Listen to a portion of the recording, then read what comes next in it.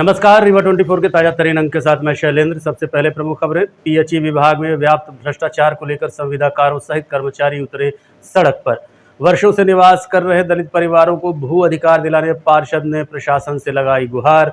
Swaggy थाना क्षेत्र अंतर्गत नदी में 12 वर्षीय किशोर डूबा, तलाश जारी। और प्रधानमंत्री जन्म दिवस पर 17 दिसंबर से 2 अक्टूबर तक आयोजित किया जाएगा स्वस्थ नारी सशक्त परिवार अभियान। इन खबरों सहित अन्य खबरें विस्तार से। पीएचई विभाग में व्याप्त भ्रष्टाचार का मामला उजागर करते हुए आज संविदाकार सहित विभाग के कर्मचारी सड़क पर उतर आए और उचित कार्यवाही की मांग की है। रीवा और मोगन जिले के प्रभारी कार्यपालन यंत्री संजय पांडे के ऊपर हर काम में कमीशन लेने का आरोप लगा है। एक लिखित पत्र में संविदाकारों ने कहा कि कभी मुख्यमंत्री के कार्यक्रम के नाम पर तो कभी पीएस के नाम पर या फिर ऑडिट के नाम पर वसूली की जा रही है। मामला यहां तक पहुंच गया कि संविदाकारों के साथ कर्मचारी भी सड़क पर उतर आए। शिकायत उप मुख्यमंत्री तक पहुंची तो मध्यस्थता करने के लिए राजनिवास में बैठक बुलाई गई। विवादित मामले में उप मुख्यमंत्री तो नहीं पहुंचे, लेकिन निजी सचिव राजीव तिवारी ने बंद कमरे में समझाइश देने का प्रयास किया, लेकिन बंद कमरे के अंदर भी भ्रष्टाचार का शोर शराबा इतना बढ़ा कि आवाज बाहर पहुंचने लगी। हालांकि इस संबंध में कार्यपालन यंत्री ने कहा कि मुझ पर झूठा आरोप लगाया जा रहा है। बताइए, आप मीटिंग में उपस्थित थे, क्या ये जब से पांडे जी कार्यपालन यंत्री हुए हैं तब से हम लोग 2019 में जब काम किए उसके बाद एक बिलो अमाउंट की एफडीआर हम लोग जमा करते हैं।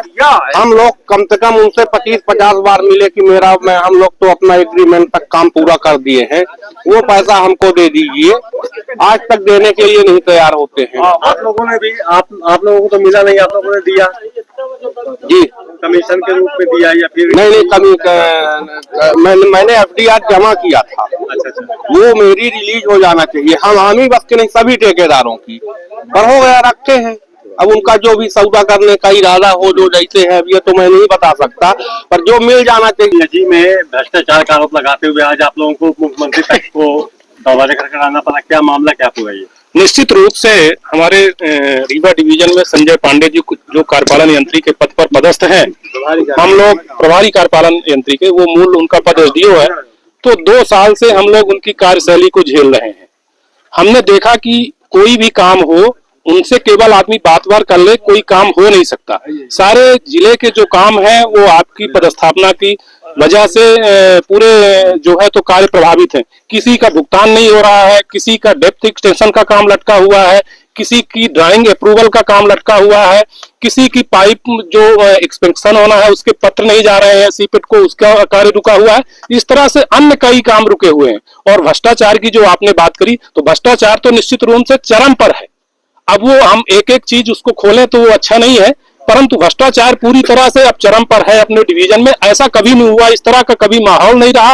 और जो उनका इस डिवीजन में आतंक है, उस आतंक से तो ना कोई कर्मचारी बचे हैं ना कोई ठेकेदार बचे हैं। सब कोई भयभीत है, सब कोई आतंक के उससे है।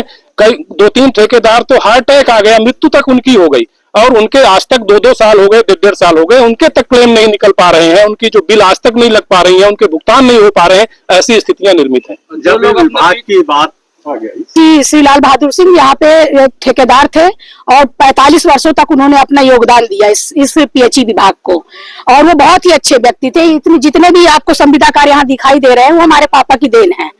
बोरिंग मशीन के मामले में हमारे पिताजी पहले नंबर के कॉन्ट्रैक्टर थे और गवर्नमेंट कॉन्ट्रैक्टर थे। और मेरा भाई जय सिंह, जो कि अभी 2024 में एक्सपायर हो गया, 2023 से मेरे भाई एसडी और एफडीआर के लिए बहुत परेशान हुआ, लेकिन अभी 2024 में मेरे भाई का भी निधन हो गया। अभी उसका कार्यकाल मैं देख रही हूँ। और ऐसा इतनी भी दुर्घटना से देर भली अच्छी नहीं होती सर, कि दुर्घटना हो जाए और देर ही होती रह जाए। हमारे भाई ने इस कार्य के लिए कमीशन तक दिया था और आज तक कोई कार्य नहीं हुआ। अभी क्या डिमांड हो रही है? हमारी यही डिमांड है कि जो भी हमारे भाई और पिताजी के पैसे हैं वो हमारे भाभी और हमारी मम्मी के अकाउंट में ट्रांसफर किए जाए। हाँ, और हमारे 2 साल हो गया सर, 2 साल नहीं दिए। हमने तो आवेदन तक लगाया हुआ, कोई आवेदन पे 4-5-6 महीने होगा, कोई कार्यवाही नहीं की गई है। क्या कुछ डिमांड हो रही है? कोई डिमांड नहीं। हमने तो डिमांड, हमारा भाई जीते जी डिमांड पूरी करके गया था, कमीशन दिया हुआ था, हमारे पास आज तक लिखित में रखा हुआ है, एडवांस दे के गया था, तब तक आज तक नहीं हुआ। यही दिया गया था, विभाग को दिया गया था, और किसको दिया जाएगा? संजय पांडे।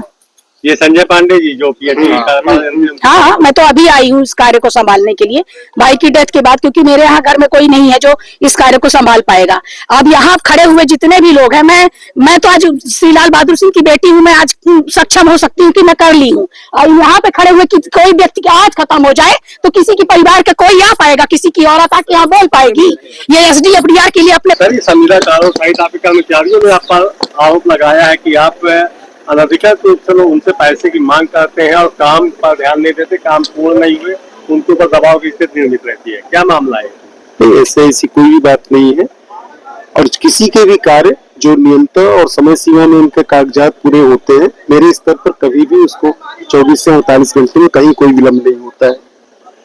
अब ये आरोप लगाने वालों से पूछेंगे कि समस्या उनकी है, लेकिन मेरे स्तर पर कभी भी किसी का काम बाधित नहीं है, ना संविदाकार और ना ही कर्मचारी। जो उन्होंने आवेदन दिया है कि मुख्यमंत्री के कार्यक्रम के नाम पर पैसे मांगे जाते हैं, प्रश्न ही नहीं उठता, विभागीय आदित्य प्रश्न ही नहीं उठता, PS के नाम पर प्रश्न ही नहीं उठता। तो क्या अभी जो मीटिंग चली उसमें आपके सीधे संवाद हुए, उसमें भी आपके ऊपर आरोप लगाया गया कि ये सब झूठे हैं? नहीं, मैं आरोप लगाने वाले की सोच उसकी है, मैं उसमें कोई टिप्पणी नहीं करूंगा, लेकिन मेरे स्तर पर कहीं भी कोई ऐसी प्रक्रिया है ही नहीं।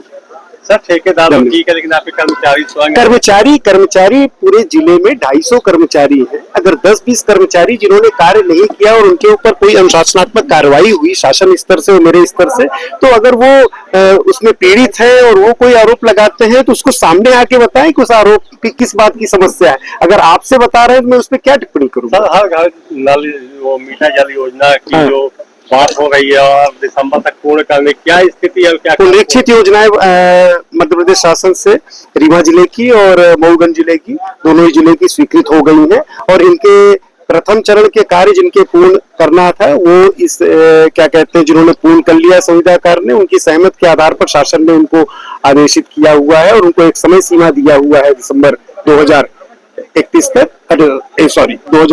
तक। और जिन संविदाकारों ने अपनी सहमति नहीं दिया था और जिन संविदाकारों का कार्य अत्यंत कम स्थिति में था, वहां पे निविदाएं भी लगाई गई हैं और निविदाओं के माध्यम से, और जो संविदाकार कार्य करने की सहमति दी, जिसको शासन ने अब स्वीकृत दिया, उसके आधार पर सभी को ये कार्य, हम इसको दिसंबर तक कार्य पूरा करेंगे और जनवरी, फरवरी, मार्च में इसका ट्रायल रन पूरा करके संबंधित ग्राम पंचायत को हस्तांतरण के पूरे लक्ष्य लेके कार्य करेंगे। क्या आपको ऐसा लगता है कि ये इस तरह की स्थिति में 3 महीने में कार्य पूर्ण हो सकेंगे? 100% होगा। जो भी किसी की समस्या है, समस्या का समाधान जब सामने है, नियम से कोई समस्या है, नियम के अधीन है, उसका सभी चीज का समाधान है। और मेरी अपनी परिधि में मुझे जो शासन ने अधिकार दिया है, उस परिधि में किसी की समस्या का समाधान मेरी सीमा में न होने का प्रश्न ही नहीं उठता है। आपके महाजन टोला में वर्षों से निवासरत दलित परिवारों को भूमि पर अधिकार दिलाने हेतु पार्षद ने प्रशासन से गुहार लगाई है। रीवा नगर निगम के पार्षद अर्चना अमृतलाल मिश्रा ने कलेक्टर को एक आवेदन पत्र सौंपा है। आवेदन में उल्लेख किया गया है कि महाजन टोला में पिछले कई 100 वर्षों से दलित समुदाय के लोग निवास कर रहे हैं। ये लोग 4 पुश्तों से यहीं बसकर अपना जीवन यापन कर रहे हैं, लेकिन आज भी उनकी भूमि पर नाम दर्ज नहीं है। पार्षद ने प्रशासन से निवेदन किया है कि इस जमीन पर इनके कब्जे के आधार पर इन्हें मालिकाना हक दिया जाए और खसरे में इनके नाम दर्ज कराए जाएं, जिससे अपने अधिकारों का उपयोग कर सकें। कि दलित और आदिवासी परिवार हैं, ये पिछले 4-5 पुश्तों से ऊपर महाजन टोला की बस्ती में निवासरत हैं।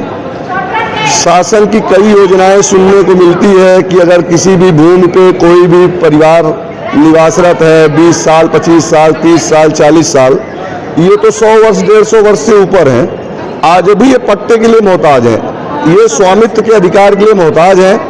और जब मेरी पार्षदी आई, इनके घरों की स्थितियां मैंने देखी तो सभी के घर जर्जर है और गिरने की अवस्था में है। माने बरसात के सीजन में किसी भी दिन जनहानि हो सकती है, ये स्थिति है, दीवारें गिर सकती हैं। मैंने आवास के लिए प्रयास किया तो शासन स्तर से ये आ गया कि जिनके पास उनका पट्टा नहीं है उनको अपना आवास नहीं दे सकते हैं। ये टैक्स दे रहे हैं लेकिन नाली नहीं पा रहे हैं, पानी नहीं पा रहे हैं, इनके घर के बगल से नदी बहती है तो एक घाट नहीं पा रहे हैं, पट्टा के अभाव में ये आवास नहीं पा रहे हैं। कुल मिला के इनसे वोट लिया जाता है, देने के नाम पे इनको कुछ नहीं दिया जाता, छलावा किया जाता है इनके साथ।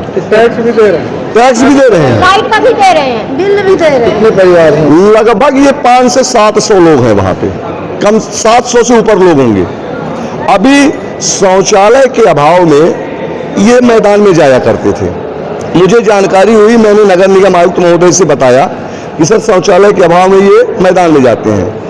नगर निगम ने टीम भेजी, जांच करवाई। पुराने कभी इनके यहाँ शौचालय बने रहे होंगे जो जर्जर हो गए। वही हालत कैसी थी उन शौचालयों की आप भी जानते हैं, जर्जर थी। मजबूरी में इनको बाहर जाना पड़ता था। अब क्या हुआ, नगर निगम की टीम खड़ी हो जाती है डंडा लेके, कहती बाहर नहीं जाओ, इन्हें डंडा मारेंगे।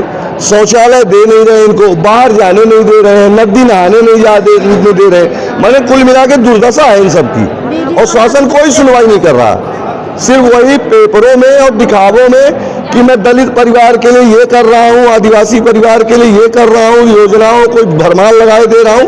पर ये हम लोग सजेशन लेके आए हैं कि हम लोग को कोई कोई सुविधाएं नहीं दी जा रही, ना हम लोग को आवास, ना पानी का सुविधा, ना लेटरिन का सुविधा, कोई भी नहीं। और हम लोग पट्टा के लिए पूर्वमुख, हम लोग पट्टा के लिए जब चाहे जब हम लोग को कोई मार के निकाल दे। टैक्स देती है, टैक्स देते हैं, लाइट का, घर का, प्रकाश लाइट, रोड लाइट का, नल का, हर चीजों का हम लोग देते हैं टैक्स। लेटरिन भी पहले बनवाए तो पैसा ले लिए 1600 रुपए, और वो भी 2-2 ईंट के जोड़े, वो भी घट गए। हम लोग जाते हैं नगर निगम वाले, हम लोग की वीडियो बनाते हैं, हम लोग अंदर मरे वो कीचड़ा में, वो महिला में बैठे, बीमारी वहाँ से घर बीमारी हो रही है। महिलाओं का वीडियो जी, महिलाओं का वीडियो हाँ, आदमियों को मारते हैं, बच्चों को भगा देते हैं, कहाँ अंदर आके बैठती हैं, क्या करे बताइए। नगर निगम में शिकायत कितने बार है, खुद ही आके बैठते हैं, नहीं बना रहे, नहीं बना। मध्य प्रदेश युवा कांग्रेस रीवा द्वारा पुलिस अधीक्षक कार्यालय में गुमशुदा युवक की तलाश को लेकर आवेदन दिया है। जिले के सगरा थाना अंतर्गत ग्राम कपूरी पोस्ट सथनी निवासी 17 वर्षीय अर्पित विश्वकर्मा 12 सितंबर 2025 की रात 10 बजे घर से निकला था। वो अपने दोस्तों के लिए गया, लेकिन देर रात तक नहीं लौटा। परिवार ने उसके मोबाइल पर संपर्क किया, लेकिन फ़ोन बंद आ रहा है। पड़ोसियों और गाँव के तलाश के बाद भी कोई जानकारी नहीं मिली। इस मामले में 14 सितंबर 2025 को थाने में गुमशुदगी की रिपोर्ट दर्ज कराई गई, लेकिन अभी तक अर्पित का फ़ोन चालू नहीं हुआ है और ना ही कोई जानकारी मिली है। युवा कांग्रेस नेता ने पुलिस से आग्रह किया है कि अर्पित के फ़ोन कॉल डिटेल्स निकलवा कर उसकी तलाश करें। आए हैं क्या शिकायत लेके? सर हमारे लड़के का अपहरण हुआ 12 तारीख को 10 बजे रात से। कोई जानकारी नहीं, कोई जांच पड़ताल कुछ नहीं हो रहा। कहाँ से हुआ था, कहाँ से? और ये तो कपूरी से हुआ सर। ये पहले गांव तरफ था, फिर वो मनोज प्रजापति के घर के पास आया 10 बजे रात। बोला, मनोज प्रजापति बोला कि हमारे पास 10 बजे रात आया था, और बोला कि घर तरफ गया है, घर तरफ नहीं गया। तब से उसको पता ही नहीं को। इसकी शिकायत आप लोग की? जी सगरा में किए हैं, और राहुल सिंह बघेल भी उनको धमकी दिए थे कि हम तुमको मरवाएंगे, तुम हमसे मिलो चाहे 11 बजे रात मिलो। सत्यन पाठक के भी वो भी बोला था, सत्यन पाठक मतलब धमकी या सूरज विश्वकर्मा के साथ ही दिन में था। जी क्या नाम है? जी अर्पित विश्वकर्मा। कितनी उम्र थी उसकी? 17 साल। थाने आप लोग गए तो क्या हुआ उस पे? थाने में बोलते हैं सर की कार्रवाई हो रही है, अभी 4 दिन से कुछ कार्रवाई नहीं हो रही। अब यहाँ भी एसपी ऑफिस आए थे, क्या हुआ? एसपी अभी बोले तो एसपी साहब के है कि 12 तारीख से आपका बच्चा गायब है, और उन्होंने लिखित शिकायत जो है सगरा थाने में करने के बाद भी आज तक पुलिस किसी भी जांच पड़ताल में नहीं पहुंची है, और ना भी किसी व्यक्ति को पकड़ के उस व्यक्ति से जिन व्यक्तियों पर संदेह व्यक्त कर रहे हैं उनको तत्काल पकड़ना चाहिए, उनसे पूछताछ करना चाहिए। जिस तरह से समय बीतता जा रहा है तो अपने बच्चे को लेकर हम लोग असुरक्षित महसूस कर रहे हैं, और सगरा थाना प्रभारी और पूरे स्टाफ ने अभी तक कोई भी उस पर जाँच पड़ताल नहीं की। यहाँ एसपी साहब से हम अपनी बात रखने आए थे। एसपी साहब से हमने बात रखी है कि जो भी दोषी लोग हैं जिन पे हमें संदेह है तत्काल उनकी गिरफ्तारी करके और उस बच्चे की कॉल डिटेल निकाली जाए, जिससे वो बच्चा हमें प्राप्त हो सके, मिल सके। अभी एसपी ऑफिस आए थे, क्या बातें हुई आपकी? एसपी ऑफिस पूरा परिवार आया हुआ था मिलने के लिए, और खासकर सगरा थाना प्रभारी ने जिस तरह से निष्क्रियता दिखाई उसकी शिकायत करने आया था, और एसपी साहब ने आश्वासन दिया है कि जल्द से जल्द हम बच्चे को ढूंढ कर देंगे। स्टार्टिंग में कुछ आप नारेबाजी करने लगे थे, काफ़ी देर आप लोग बैठ के? देखिए एसपी साहब अभी नए हैं, और जब जायज मार्ग को जनप्रतिनिधि आता है तो उसको उनको जो है आके मिलना चाहिए, लेकिन अभी नए हैं, रीवा के तौर तरीके नहीं ढले हुए हैं, आगे ढल जाएंगे। और जब उन्होंने मिलने की इच्छा नहीं व्यक्त की तो हम मामले की गंभीरता को देखते हुए हम लोग गए और उनसे बात की। सोहागी थाना अंतर्गत एक किशोर के नदी में डूबने की घटना प्रकाश में आई है। पुलिस व एनडीआरएफ की टीम तलाश में जुटी हुई है। जिले के सोहागी थाना क्षेत्र के सोनौरी गांव स्थित नैना नदी में 12 वर्षीय किशोर नहाते समय डूब गया। जानकारी के अनुसार लालू खान उम्र 12 वर्ष का चौरा नदी में नहाने गया था। पानी की गहराई और तेज बहाव के चलते वो डूब गया। सूचना मिलते ही सोहागी पुलिस व त्योंथर एनडीआरएफ टीम मौके पर पहुंची और रेस्क्यू ऑपरेशन जारी किया। परिजनों सहित ग्रामीण भी मौके पर मौजूद हैं। पुलिस बच्चे की तलाश में जुटी है। देखते रहिए Rewa 24 news city cable network. मिलते हैं इस छोटे से ब्रेक के बाद। हड्डी जोड़ एवं रीढ़ रोग तथा स्त्री रोग एवं प्रसूति रोग का इलाज एक ही छत के नीचे। विघ्नहर्ता hospital and trauma centre, hotel landmark के पास, रतहरा, रीवा। डॉक्टर संतोष सोनी, पूर्व चिकित्सक, बॉम्बे हॉस्पिटल, मुंबई। हड्डी जोड़ एवं रीढ़ रोग विशेषज्ञ, छोटे चीरे एवं दूरबीन विधि द्वारा हाथ तथा पैर की हड्डियों का ऑपरेशन। गठियाबात, जटिल एवं बिगड़े हुए फ्रैक्चर का बेहतर इलाज करते हैं डॉक्टर संतोष सोनी।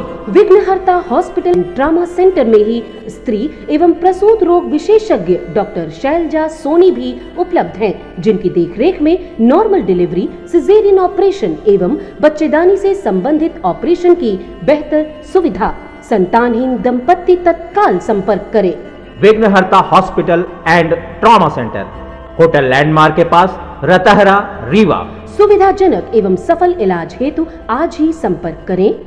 विघ्नहर्ता hospital and trauma centre, hotel landmark के पास, रतहरा, रीवा। मोबाइल नंबर 7828781983 अथवा 8462956774 पर।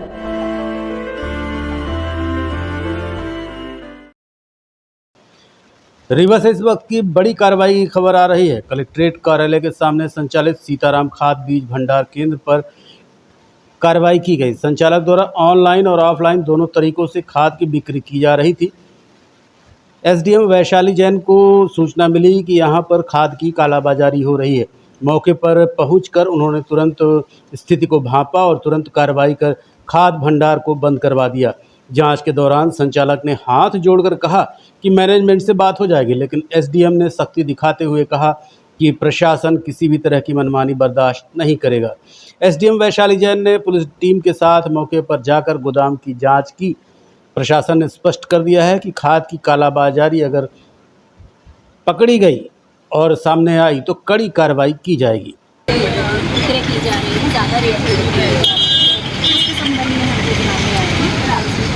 मैम कस्टमर बन के गई थी आप?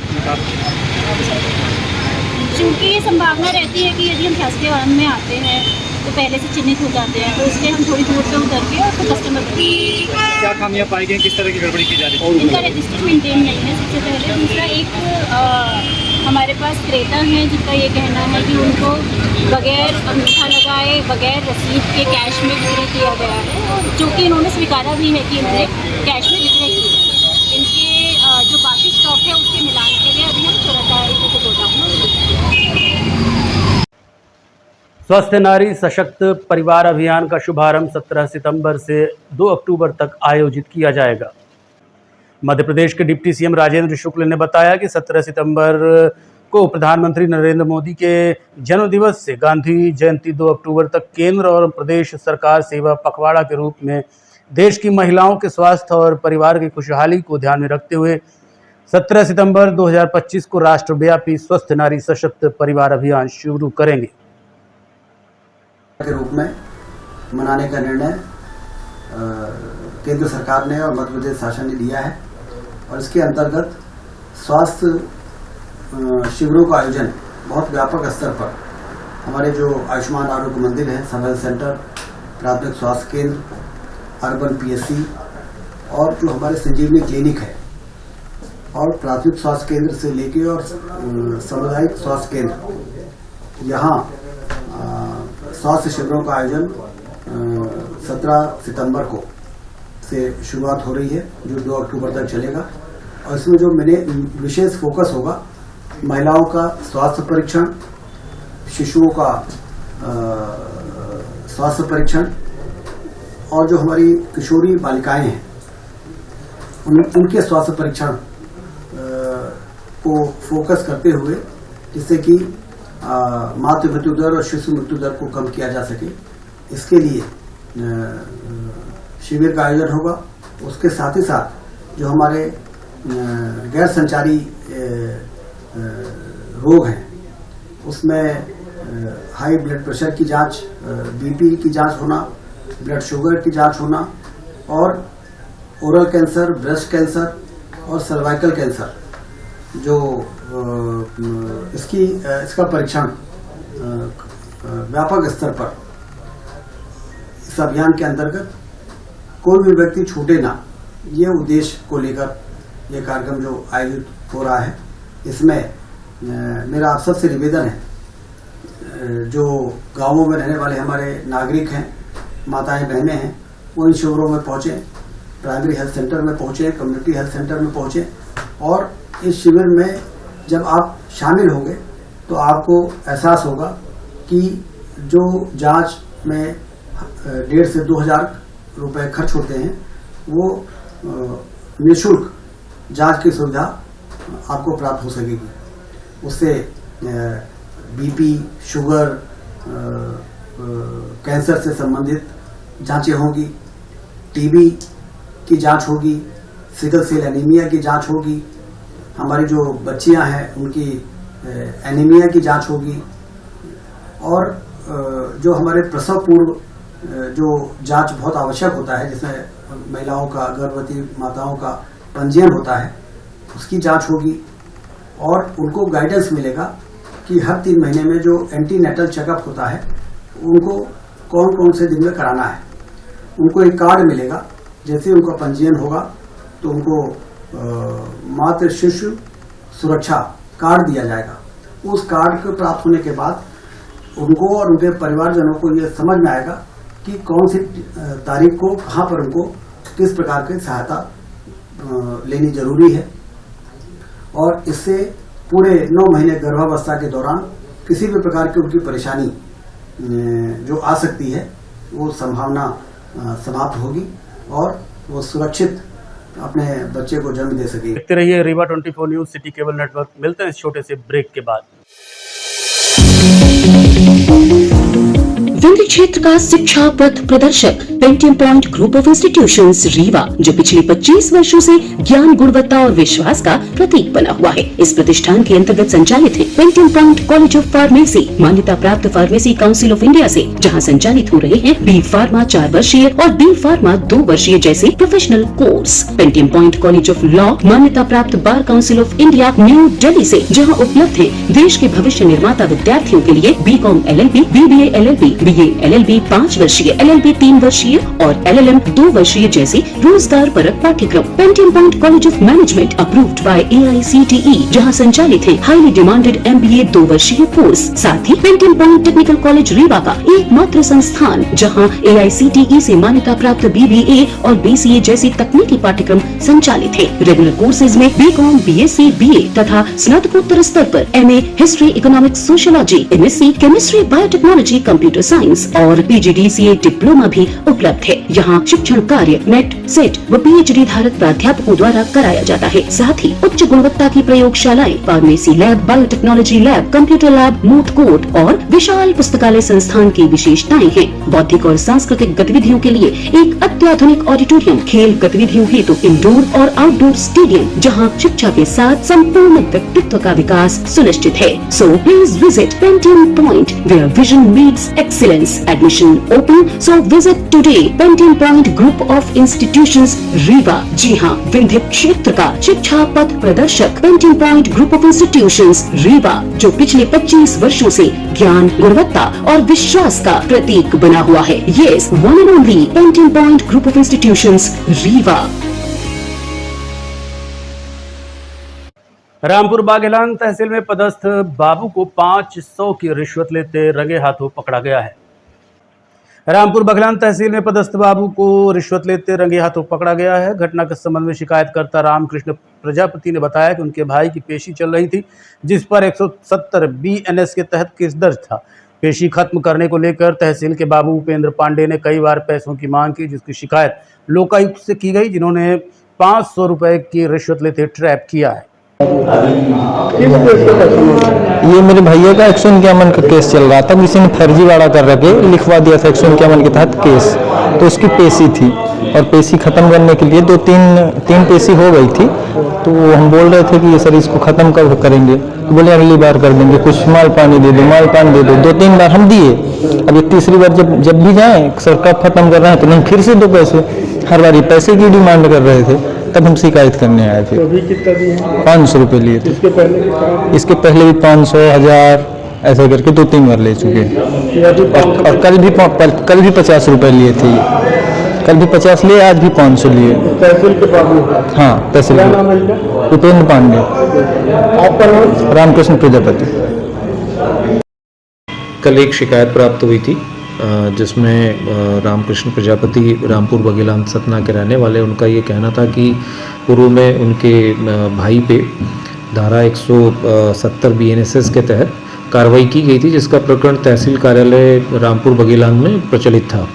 उसी के दौरान जो अनावेदक जो आरोपी आज हैं, इनके द्वारा बाबू मतलब उपेंद्र पांडे नाम है इनके द्वारा इनसे पैसे की मांग की गई थी, जिस पर प्रथम कार्रवाई की गई, जिसमें वो सत्यता होने पर आज उनको ट्रैप कार्रवाई की गई, जिसमें पहले 1500 रुपये वो ले चुके थे, आज 500 रुपये लेते हुए उनको ट्रैप किया गया है। इसी प्रकार अभी रीवा संभाग के अंतर्गत इस वर्ष में कुल 18 ट्रैप हुए हैं और उन प्रकरणों में अलग अलग विभागों के अलग अलग आरोपी जो हैं रंगे हाथों पकड़े गए हैं। उसी प्रकार इसमें जो आगे और एक अच्छी बात ये होती है कि इन प्रकरणों में सज़ा होना एक होने से और समाज में एक अच्छा मैसेज जाता है। तो अभी पिछले 2 महीने में 3 प्रकरणों में सज़ा हुई है, जिसमें 2 सिंगरौली के प्रकरणों में और एक। आज के अंक में इतना ही। देखते रहिए रीवा 24 न्यूज़। नमस्कार।